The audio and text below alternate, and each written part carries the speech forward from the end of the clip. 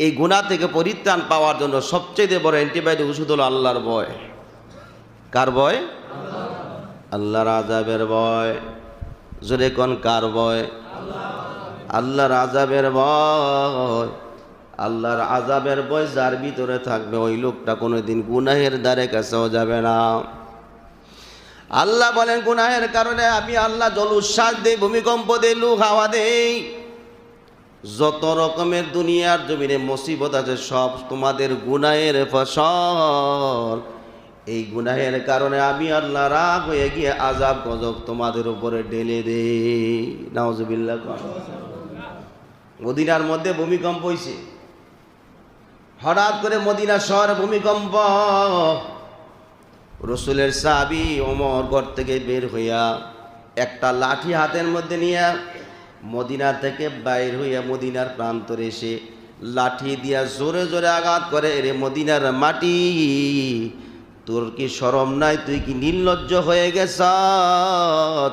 জানোস না এই জমিনের নিচে কে ঘুমায়? তুই কেন ভূমিকম্প নড়াচড়া করস? কারণ কি? তোর কি লজ্জা নাই? তুই কি জানোস না এই জমিনের মধ্যে কে ঘুমায়? তোমার আমার সেই নবী তো ডিস্টার্ব হবে, কেন তুমি লড়াচড়া করো? এই কথা বলে ওমর লাঠি দিয়া জমিনের মধ্যে আল্লাহু আকবার বলে আঘাত করলেন, আর অমনি জমিনের নড়াচড়া ভূমিকম্প বন্ধ হয়ে গেল। জোরে কোন সুবহানাল্লাহ, জোরে কোন সুবহানাল্লাহ। এমন জবানওয়ালা, এমন জবানওয়ালা লোক আছে না নাই? বর্তমানেও কিন্তু আছে, কিন্তু আমাদের দৃষ্টিতে পড়ে নাই। ওরে আল্লাহর গোলাম, এমন জবানওয়ালা মানুষ যদি হয়ে থাকি, ওই জবানওয়ালা মানুষটা যদি একবার জমিনকে বলে, জমিন নড়াচড়া বন্ধ করে দাও, নড়াচড়া বন্ধ করে দাও, কারণ এই জমিনের নিচে কে ঘুমায়? আল্লাহওয়ালারা ঘুমায়।